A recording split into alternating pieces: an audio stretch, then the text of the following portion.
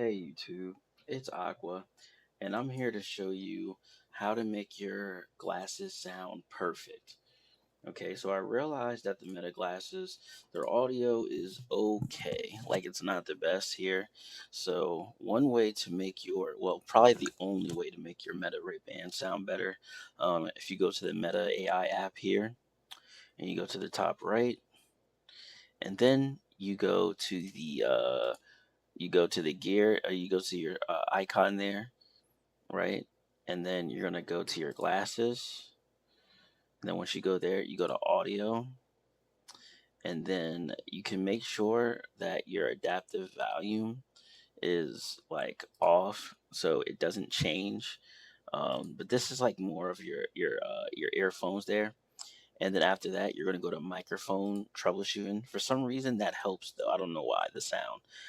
And then you're gonna go to microphone adjustment. This right here. So I think by default it's off.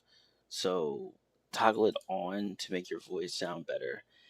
It's definitely way better with this on, and you're gonna have way better sound.